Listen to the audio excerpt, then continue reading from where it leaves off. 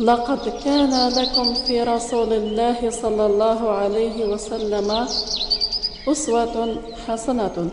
تعرفوا على النبي صلى الله عليه وسلم كيف كان يقضي شهر رمضان، ونأخذ العبرة من قصته عليه أزكى الصلاة والتسليم.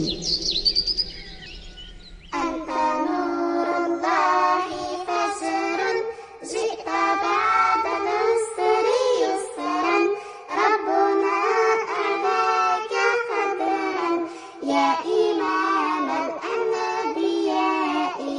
أنت في الوجدان حي، أنت للعينين ضي، أنت عند الحاضرين، أنت هاد وصفي يا حبيبي يا محمد يا نبي سلام عليك، يا رسول سلام عليك، يا حبيب سلام عليك، صلوات الله عليك، يا نبي سلام عليك، يا رسول سلام عليك، يا حبيب سلام عليك، صلوات الله عليك. اللهم صل وسلم وبارك على سيدنا محمد وعلى آله وصحبه الطيبين الطاهرين الأبرار رسول أجمعين. الله صلى الله عليه وسلم هو القدوة الحسنة لمن أراد التوفيق في الحياة الدنيا والفوز بالحياة الآخرة. وحياة رسول الله صلى الله عليه وسلم مليئة بالمواقف والعبر في كل زمان ومكان، ومن هذه الأزمنة شهر رمضان المبارك. فكيف كان رسول الله صلى الله عليه وسلم يقضي يومه في شهر رمضان؟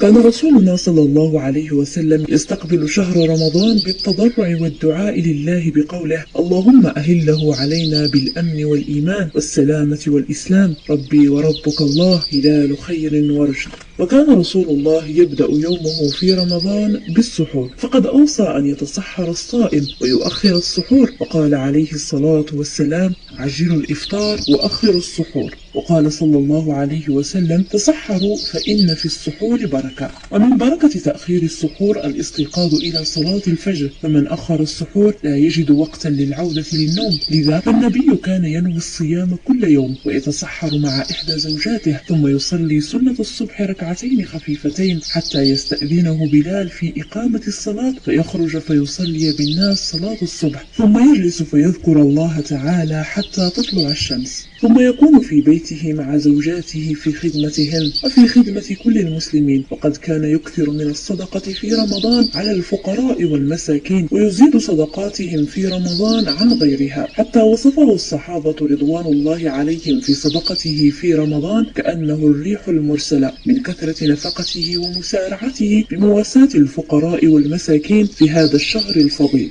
فعن ابن عباس رضي الله عنه قال: كان رسول الله صلى الله عليه وسلم أجود الناس، وكان أجود ما يكون في رمضان حين يلقاه جبريل، وكان جبريل يلقاه في كل ليلة من رمضان فيدارسه القرآن، فرسول الله صلى الله عليه وسلم يلقاه جبريل أجود بالخير من الريح المرسلة. وكان صلى الله عليه وسلم يشغل نفسه في رمضان بقراءة القرآن والصلاة والذكر والصدقة والصيام، وكان صلوات الله عليه لا يأكل إلا قليلا، فكان يعلم أمته أن رمضان ليس شهر أكل وشرب كالحال في كثير من بيوت المسلمين، وكان النبي يزرع في قلوب المسلمين ويعلمهم أن رمضان شهر عبادة وطاعة لله تعالى. وكان صلى الله عليه وسلم قبل المغرب يذكر الله ويدعوه، فإذا أذن المغرب أفطر على رطبات، فإن لم يجد حسى حسوات من ماء، ثم يصلي الفريضة في المسجد، ثم يعود ويجلس مع زوجاته حتى إذا أذن العشاء خرج يؤم الناس. أما عن قيامه لليل فقالت السيدة عائشة رضي الله عنها: ما كان يزيد في رمضان ولا في غيره على 11 ركعة فلا تسل عن حسنهن وطولهن. وكان من هديه صلى الله عليه وسلم أن يعجل الإفطار، وكان إفطار النبي يجري على مرحلتين: الأولى يتناول فيها تمرا وماء ثم يصلي المغرب، والمرحلة الثانية إذا فرغ من الصلاة تناول الطعام المهيأ له. فعن أنس رضي الله عنه قال: كان النبي يفطر قبل أن يصلي. وكان النبي يعجل الفطر لأمرين: مخالفة لليهود، فقال صلى الله عليه وسلم: عجلوا الفطر فإن اليهود يؤخرون، وأيضا لأن الجائع يبقى ذهنه منشغلا بالطعام وسد جوعته. وكان صلى الله عليه وسلم في رمضان يحب كثرة الدعاء. وعن عائشة رضي الله عنها قالت: قلت يا رسول الله إن وافقت ليلة القدر ما أدعو به؟ قال: قولي اللهم إنك عفو كريم تحب العفو فاعف عني. وكان عليه الصلاة والسلام يعتكف ويتعبد في العشر الأواخر، والاعتكاف هو اللبث في المسجد بنية طاعة الله والتقرب إليه، وهو سنة مستحبة في رمضان وفي غيره، وإن كان في رمضان أكد لقول النبي صلى الله عليه وسلم وفعله. فقد كان من هدي النبي صلى الله عليه وسلم الاعتكاف في غار حراء حتى قبل أن يفرض الصيام، فكان يجلس في الغار يتعبد فيه الليالي ذوات العدد ثم يرجع إلى أهله فيتزود لمثلها. واعتكف النبي صلى الله عليه وسلم العشر الأواخر من شهر رمضان طلبا لليلة القدر، وما من شك أن المعتكف سيملأ الأيام العشر والليالي بالصلاة والصيام والذكر والدعاء، وبذلك يصيب ليلة القدر إن شاء الله. ومن أسرار الاعتكاف في المسجد محاسبة النفس، فالمكث في المسجد يبعد المسلم عن مشاغل الحياة وملهياتها، ويمنحه فرصة لمحاسبة نفسه ومعاتبتها ومراجعة ما مضى من عمره ووقته والتأكد من وجهة بوصلته. وفي الختام فإن رسولنا سيبقى قدوة ومثالا يحتذى به في كل زمان وكل لحظة، ونحرص على أن نعيش رمضان كما كان يعيشه صلوات ربي عليه بالتزام وتقوى، ونسعى لتحقيق القرب من الله في كل عمل نقوم به، ونسأل الله أن يتقبل منا جميعا وأن يعيننا على الاقتداء بسنة نبيه في هذا الشهر المبارك.